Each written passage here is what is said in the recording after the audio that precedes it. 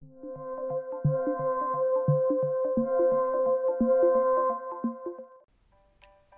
di sini yang suka membuat teh manis? Untuk membuat teh manis, kita perlu mencampurkan air, teh, dan juga gula ke dalam gelas, kemudian mengaduknya hingga gula tersebut larut. Tahukah kalian bahwa dalam IPA teh manis seperti itu disebut dengan campuran? Sedangkan airnya disebut dengan senyawa. Air sendiri tersusun atas dua unsur, yaitu unsur hidrogen dan unsur oksigen. Memangnya, apa yang dimaksud dengan unsur senyawa dan juga campuran? Unsur adalah zat murni di alam yang tidak dapat dibagi lagi menjadi zat lain yang lebih sederhana dengan reaksi kimia biasa. Secara umum, unsur dibagi menjadi 3 kelompok, yaitu kelompok unsur logam yang terdiri dari unsur logam utama dan transisi. Kemudian ada unsur non-logam dan unsur semilogam atau metaloid. Adapun yang termasuk unsur sebagai berikut. Yang pertama, contoh unsur logam utama yaitu natrium, kalium, litium, cesium, kalsium, dan lain sebagainya.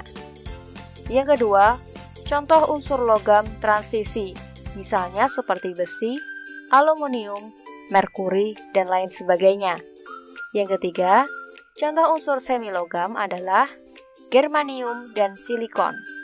Yang keempat, contoh unsur non-logam adalah oksigen, karbon, fosfor, hidrogen, helium, dan masih banyak lainnya. Selain unsur, kita juga mengenal istilah senyawa. Lalu, apa itu senyawa? Senyawa adalah zat hasil gabungan antara dua unsur atau lebih melalui reaksi kimia. Zat baru hasil gabungannya memiliki sifat berbeda dengan unsur pembentuknya. Senyawa dibagi menjadi 2, yaitu senyawa organik dan anorganik. Adapun yang termasuk senyawa organik adalah etanol dan asam cuka. Sementara itu, contoh senyawa anorganik adalah garam dapur, asam klorida atau asam lambung, natrium hidroksida, dan magnesium hidroksida. Selain unsur dan senyawa, kamu juga dikenalkan dengan campuran. Lalu, apa itu campuran? Campuran adalah gabungan dari beberapa zat dengan perbandingan tidak tetap tanpa melalui reaksi kimia. Campuran ini bisa kamu buat sendiri di rumah tanpa harus ke laboratorium. Contohnya seperti teh manis, kopi, susu coklat, air kanji, dan masih banyak lainnya. Berdasarkan kelarutannya, campuran dibagi menjadi 2, yaitu campuran heterogen dan campuran homogen. Inilah contoh kedua campuran tersebut. Contoh yang termasuk campuran heterogen adalah air dan pasir. Saat kamu mencampurkan air dan pasir, apakah pasir bisa larut sempurna di dalam air? Tentunya tidak ya.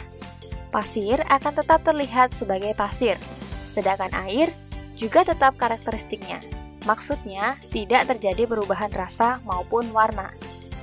Contoh yang termasuk campuran homogen adalah air gula. Jika penasaran, cobalah untuk melarutkan gula di dalam air. Setelah gula larut, apakah butiran gulanya masih terlihat? Tentunya tidak ya. Dengan larutnya gula tersebut, air yang semula tawar akan menjadi manis. Hal ini menunjukkan bahwa semua partikel gula telah larut sempurna di dalam air. Secara ringkas, perbedaan antara unsur, senyawa, dan campuran adalah sebagai berikut. Yang pertama ada unsur. Unsur tersusun atas satu jenis atom saja. Misalnya unsur oksigen, hanya terdiri dari atom oksigen saja.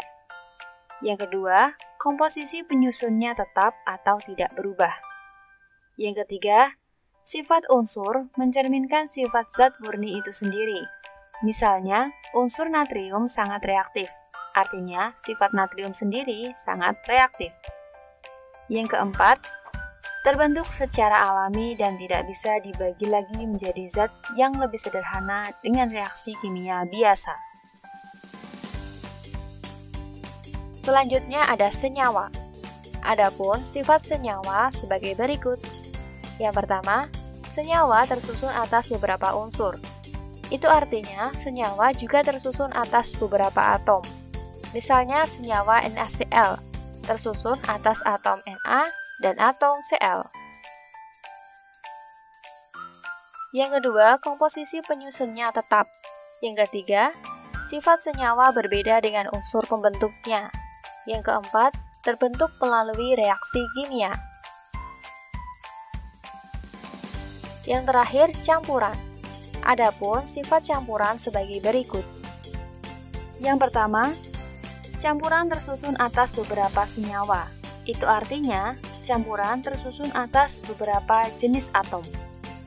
Yang kedua, komposisi penyusunnya bisa berubah. Yang ketiga, sifat komponen penyusun tidak berubah.